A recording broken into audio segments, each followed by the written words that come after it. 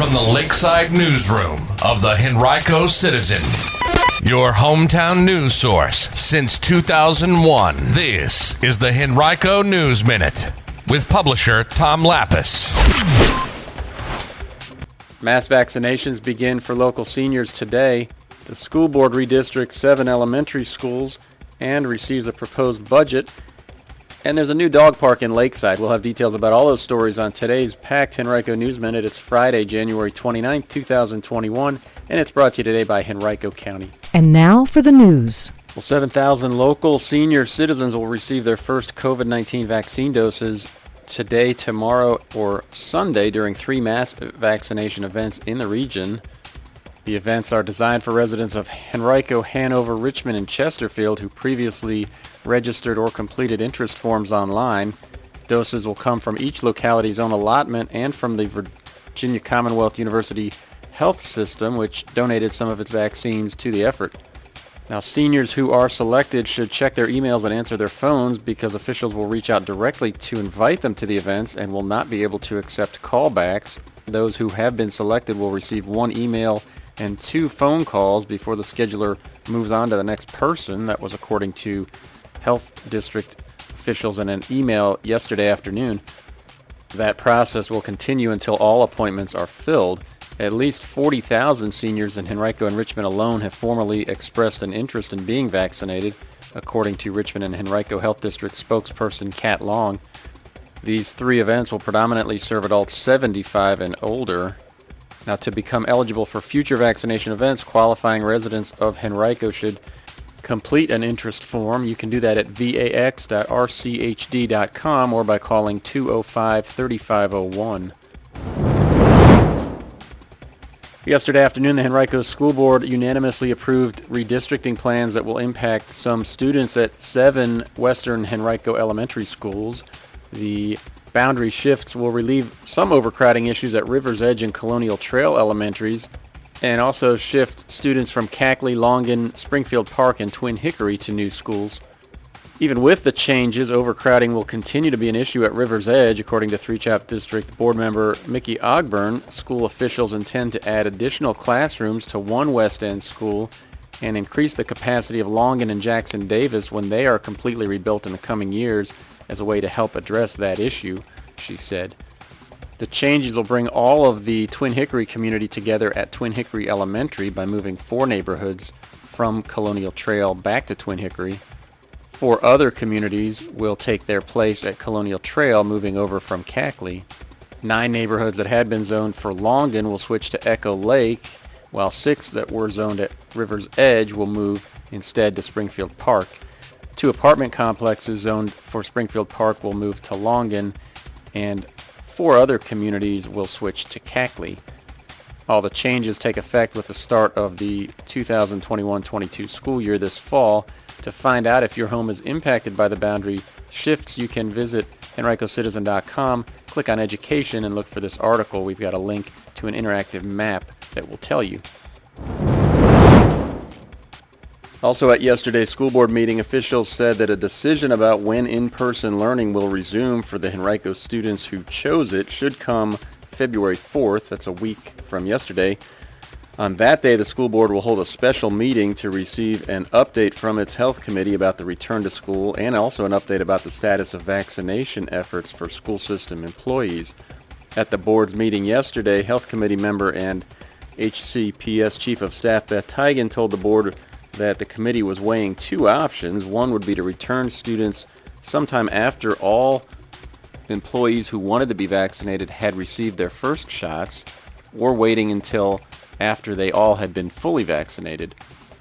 Now, assuming there are no changes to vaccine quantities that arrive, all 7,300 or so employees who asked to be vaccinated should have received those first shots by next Friday, February 5th, Tigan said. That means that all would be in line to receive their second shots by March 5th. But she suggested the February 4th meeting is a way to provide the most up-to-date analysis for the board to consider. Either way, school officials intend for employees who have not received permission to work from home for the rest of the year to report to their buildings by February 8th to begin preparations for in-person learning.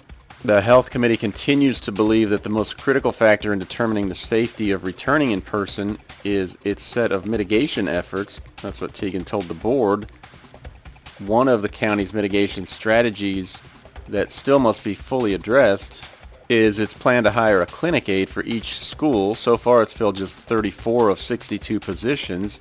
Its backup plan is for school principals, assistant principals, and other building administrators to serve that role as needed. Clinic aides are needed to oversee each school's designated COVID room, which will serve as an in-school quarantine spot for anyone who may exhibit symptoms of the virus. School officials also are considering a number of options for remediation for students who have suffered academically during virtual learning. That's what Chief of School Leadership Ingrid Grant told the board. Among them are the possible expansion of in-person learning for students who aren't making grade level progress, a summer academy for students in the lowest quartile of reading or math achievement in elementary school, mandatory summer academy for middle school students who aren't meeting expectations, and summer academy opportunities for high school students, as well as an earlier start to the next school year or longer days during that year. The school system is proceeding with plans to begin fall sports at the high school level as early as next week, with tryouts beginning. Henrico schools only will play each other and the Maggie Walker Governor's School. That's because Hanover County schools opted to only play within Hanover. Middle schools in Henrico won't play fall sports in the spring, but could play spring sports. That's according to student activities specialist John Carroll, who said that those sports wouldn't begin until after spring break, April 9th, if they are approved. Also at yesterday's school board meeting, Superintendent Amy Cashwell proposed a $665.1 million budget for the coming fiscal year, which will begin July 1st. That's a 3.6% increase from the current school system budget and would return the school system roughly to the level it was before the pandemic. The proposal represents a 0.6% increase from the $660.9 million budget Cashwell had proposed a year ago before the pandemic struck. Her new proposal does not yet include a potential employee pay raise because discussions about that possibility are ongoing at the general government level. Henrico operates on a unified pay plan, meaning that any proposed pay raise must be offered to all eligible employees countywide, not just those from one department or agency. Cashwell's budget proposal would restore funding for about 60 frozen job vacancies within the school system, which had been implemented as a pandemic-induced cost savings measure. It also would provide full funding for all existing positions in the system, funding for the implementation of a school bus tracking app that will allow parents to locate their child's bus in real time, funding to continue permanently 10 new school counselor positions that were created last year with CARES Act money, $3 million to completely cover the rising health care costs of employees, and a 17.2% funding increase up to $4.37 million for instructional costs at the Achievable Dream Academy at Highland Springs Elementary School. And that's a program that came under fire from some school board members back in November when they learned that last year the percentage of students at the school who were reading at or above their individual grade levels ranged from just 3% to 19%. There's also an additional $74,000 in new funding for instructional technology for the Achievable Dream program. The school officials will review the proposed budget with County Manager John Vitolkas February 5th prior to a February 11th school board public hearing. The school board plans to approve a proposal during its February 25th meeting and then send it to the Henrico Board of Supervisors for consideration. Supervisors will adopt the budget April 27th. New hospitalizations in Henrico related to COVID-19 Thursday rose to their highest single-day total since late November, 11, according to the Virginia Department of Health. The county has witnessed only 4 days with more new hospitalizations since the pandemic began. The most reported on one day was 14 on April 17th. 12 were reported November 24th. The VDH also reported 3 more virus-related deaths in the county yesterday, bringing the total during the past 3 days to 10. New COVID cases in Henrico dropped to 175 yesterday, down from 198 the previous day, but that pushed Henrico over 18,000 total confirmed cases and increased its 7-day daily average of new cases to 190. The William Bulifant spent the 1970s riding his bike to the barbershop at 6201 Lakeside Avenue, and now, decades later, he's opening Piece of Ice with Puppy Uppers Cafe, a shaved ice and coffee shop for Lakeside residents and their dogs at the same location. Behind the 70s themed cafe, which is projected to open mid to late February, is an open space that Bulifant and his son Brett turned into a dog park. The park has received positive feedback so far from many Lakeside residents after Bulifant announced its November opening. Bulifant is a self-proclaimed animal lover and said he knew he wanted to create a dog park when the building and lot went up for sale.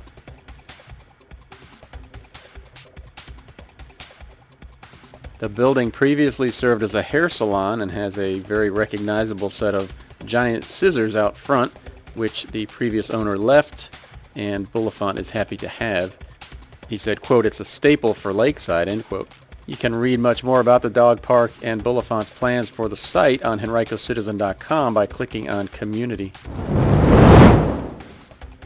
Today's Henrico News Minute has been brought to you by Henrico County's Spread the Love Valentine's Day Card Initiative, sponsored by the Henrico County Engage program, which is inviting you to help make homemade Valentine's cards for the 8,000 long-term care residents in Henrico County. Cards are due by Friday, February 5th. For details, visit henrico.us/services/seniors.